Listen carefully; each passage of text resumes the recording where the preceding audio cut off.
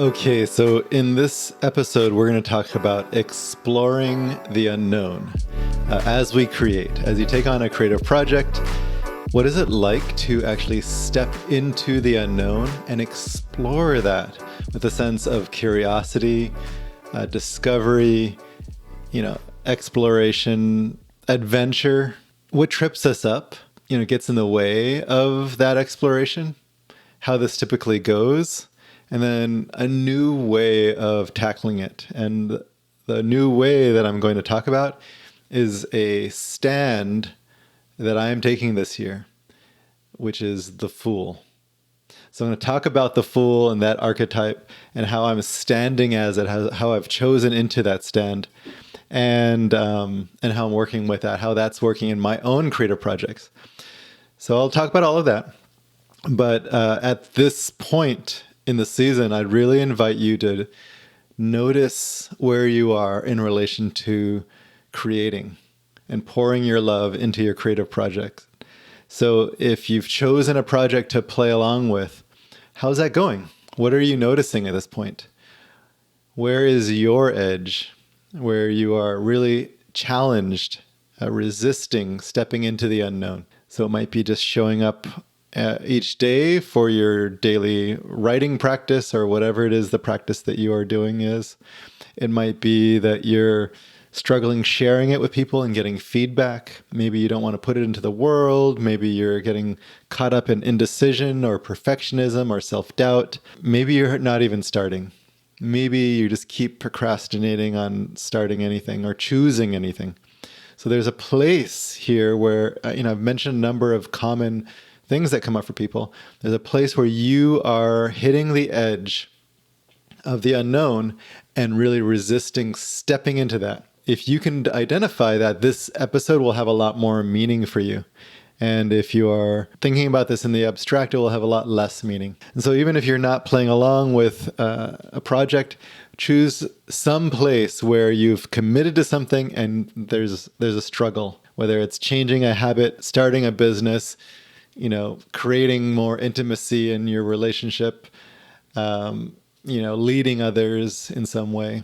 Let's talk about the unknown. So in each of these areas that I've just pointed to, we are talking about stepping into an area that is unknown. If you are not doing your daily writing practice or music practice or sketching practice or whatever it is you've committed to, this is an area where you're like, oof, I'd rather answer emails, clean my kitchen, check my messages, scroll on social media, watch YouTube. These are common things where they're not unknown. Checking messages is not hard for the most part. Maybe for some people there's unknown there, but for a lot of people it's just like, oh yeah, check. Maybe give a little thumbs up or whatever it is that I do.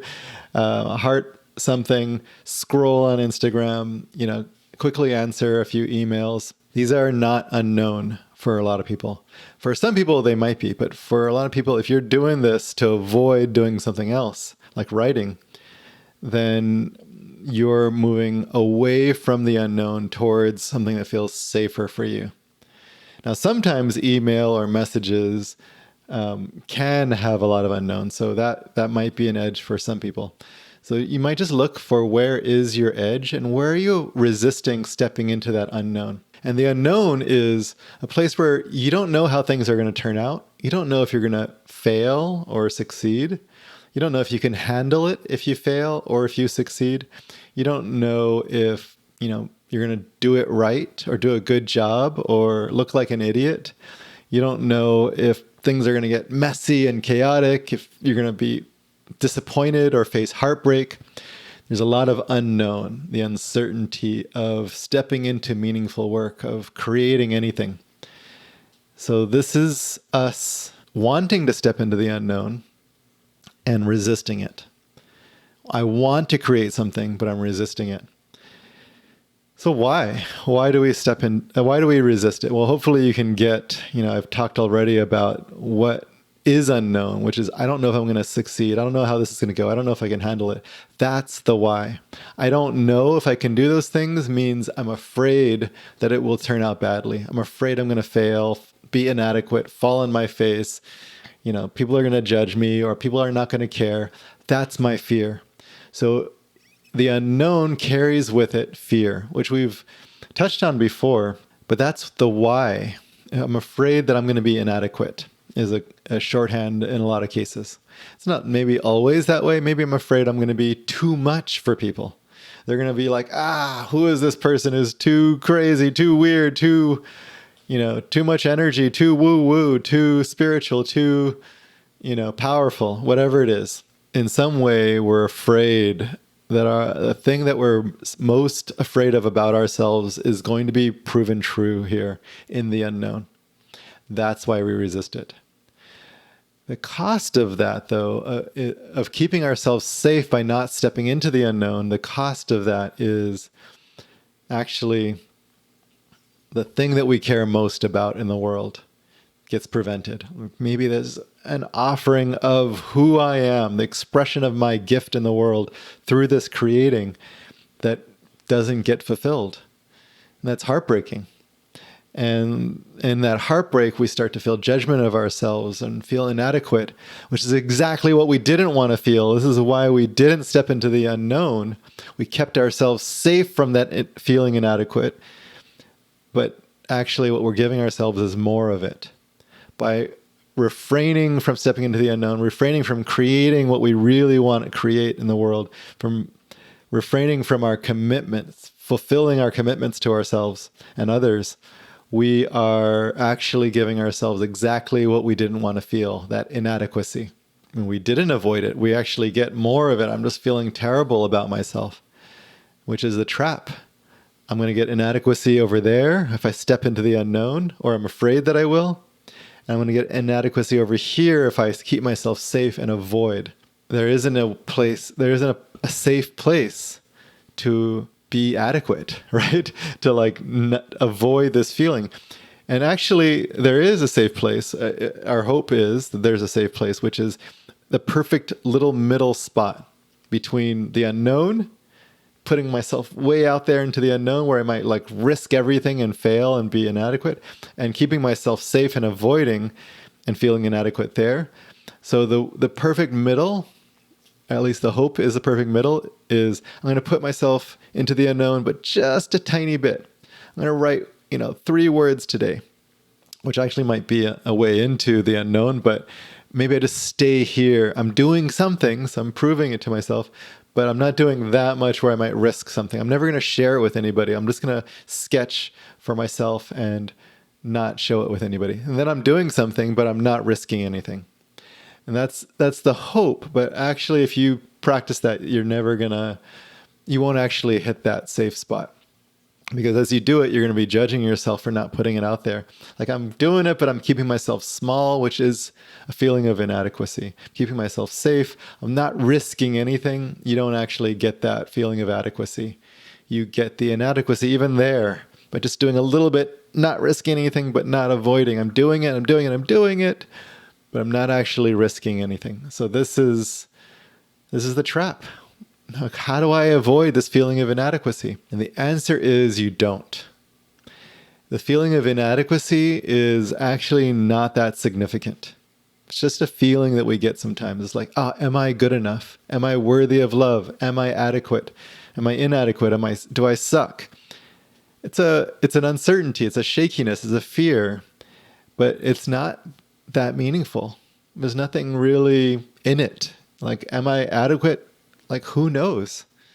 Who cares? Of course we care, but is that an important question?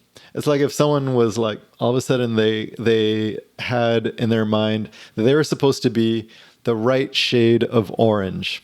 I don't know why they would want it that, but let's just imagine in this hypothetical universe, they're I need to be orange. Someone told me that I'm not orange enough.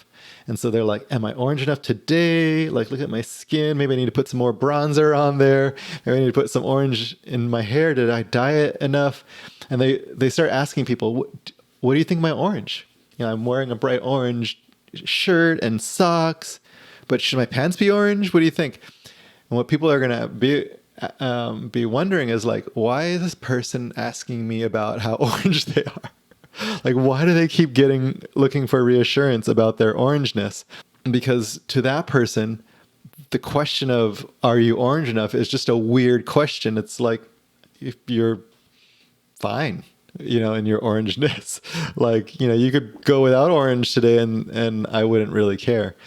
So for that person, the orangeness is not even an important question. And that's what I'm trying to get to here. This is a kind of a silly example, but how adequate you are is like asking how orange you are. Like, it doesn't matter. It's a wrong question to ask. What we really want to ask ourselves is, what, other questions, like, what would be meaningful for me in that unknown? If I risk something, if I put myself out there, what would be amazing about that? What do I really care about that's over there? What experience would I like to have in the unknown? Maybe it's adventure, for example. Maybe it's play. Maybe it's curiosity. These are different experiences than like, am I adequate? Am I good enough? Am I failing? Those are not relevant questions when your question is like, can I bring my immense curiosity about life into the unknown? So we want to, kind of forget about that question. It'll come up. We can notice it's coming up and just like, oh yeah, you're orange enough. Don't worry. That's not the question here. I care about curiosity. I care about meaning. I care about serving people. I care about spirituality. I care about, deep interconnection with the world, or oneness and divinity, or whatever it is that you actually want. And so then we practice stepping into the unknown, and we're going to notice that we get tripped up someplace. And then we notice where the question of, am I adequate enough, is coming in again. It's like, oh yeah, I totally feel you. And where could my curiosity come in here with this worry about inadequacy? It's like there's a fear that's like twisting around inside of me. It's like, what is that like? Curiosity can be turned inward to the fear. Maybe it's adventure. It's like, okay, you're feeling some fear. Let's take that fear and bring it into adventure. Or let's play with it if what you're wanting is more play. Let's use it in my creation. Let's take it and be creative with that fear. Let's put it into the short story that I'm writing, this fear of adequacy or inadequacy. And so stepping into the unknown could be a place of play or adventure or curiosity or love. And so this is what we get to start to create in the unknown, not just like, am I adequate enough? Am I a failure? Okay. The other thing I want to share with you is the stand that I've chosen. And you don't have to choose this, but I wanted to give you an example. So curiosity, love, adventure, these are some places, play, that I pointed to as a new way to like be, a stand to bring in here. Like, I stand as love in the midst of the unknown. But for me, what I've been standing in is an archetype, the archetype of the fool. Now, the fool is often represented, if you look at tarot cards. I'm not a tarot card dude, but if you look at tarot cards, the fool is represented as this kind of like wanderer who is oblivious to being about to step off of a cliff. As we think about that image, I'm about to obliviously step off of a cliff. You can imagine that this fool doesn't know that the ground underneath them is about to get taken away, and they're about to fall and experience like the shock, the surprise of the ground not being solid under them. And what that really is like this, what I thought I knew is not actually real.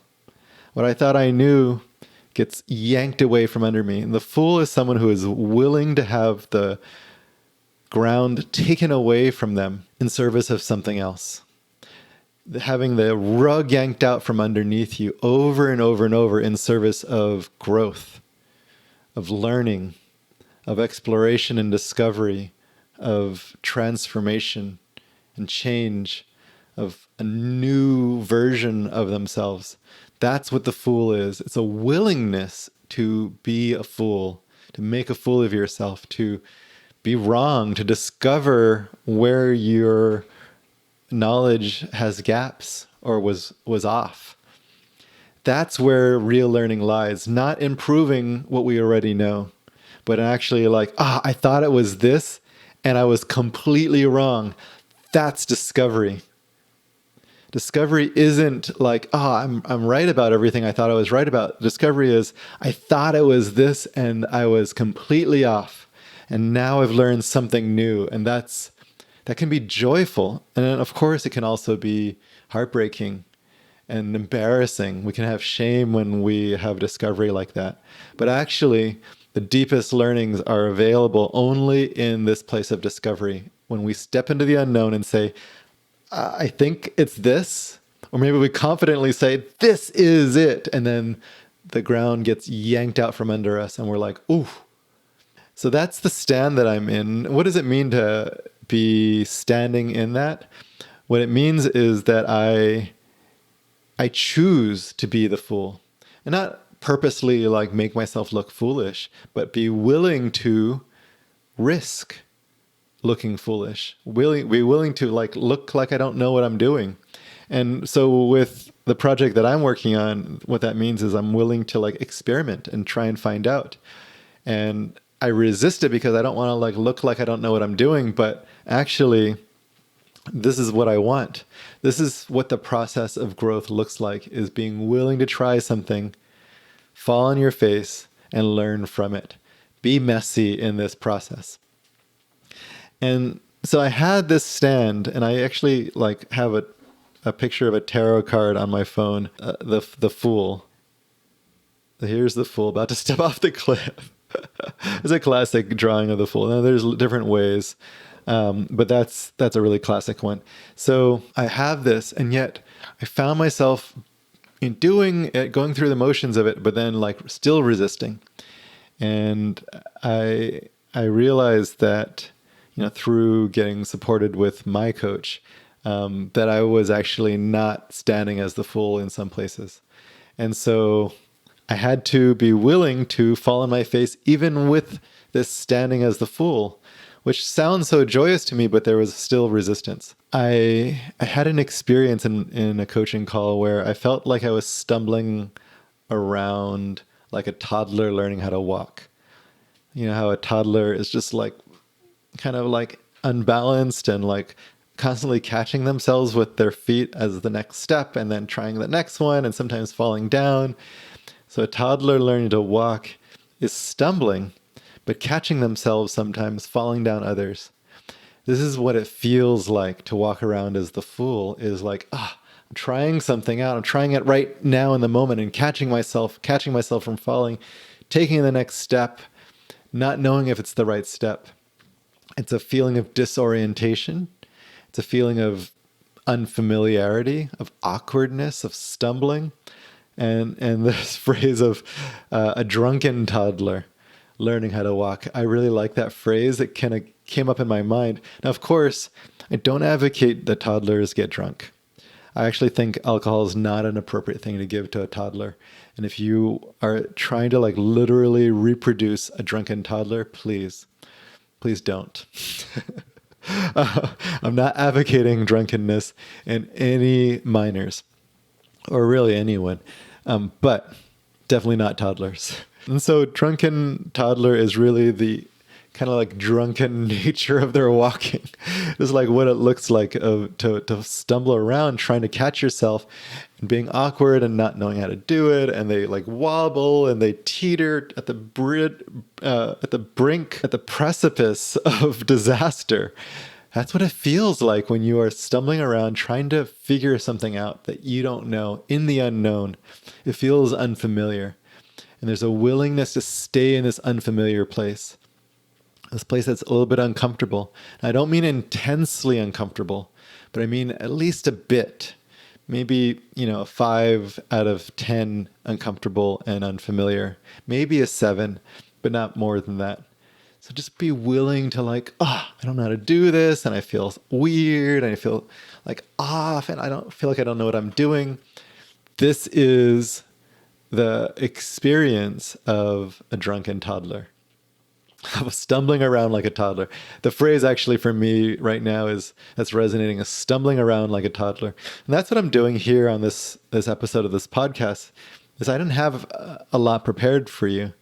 I just had the idea that I wanted to talk about the unknown and discovery and the fool and toddler, but I'm stumbling around in this episode, figuring out as I go. And luckily, I actually feel like I'm making my way all right here in this episode. But if I didn't, I could delete it, or I could just let you see me stumble around. And that's what I'm doing right now, is letting you see me stumble around in the unknown, trying to discover something as I find my way.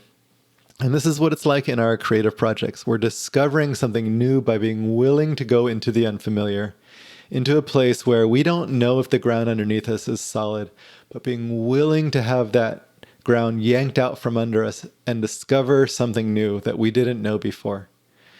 And this means I'm going to try writing something where I don't know how it's going to turn out. I'm going to try drawing something where, like, I don't know if there's anything here. Maybe it's just this weird sketch of the fool stumbling around like a drunken toddler. Maybe there is something here, but I don't know, and I'm willing to discover it. So what would discovery be like for you is something that I'm really curious about. What would it be like to risk something so that you can discover? And I'm not going to give you some concrete steps here, but what I will give you is a practice of noticing where you're resisting the unknown. Notice what the unknown is for you right now, and especially with your project. Notice what it feels like to resist that and keep yourself safe, want to keep yourself safe from risking something. And then notice that the things that are most meaningful for you are in that unknown. And then choose a stand. A stand could be a way of being. I want to be curiosity as I step into the unknown. I want to be discovery. I want to be play, exploration. I want to be learning. I want to be adventure. I want to be joy. I want to be savoring deliciousness. I want to be love. I want to be divinity. You can choose that. You could try the fool or a stumbling drunken toddler. Whatever it is that would feel amazing to you. So choose a stand, write it down somewhere, have it as the lock screen on your phone. Definitely put a post-it note or some other note to yourself right where you would actually practice your creative project. And then actually practice what it would be like. And you'll notice yourself going back to that question of, am I orange enough? Am I adequate enough? Am I good enough? Am I whatever enough?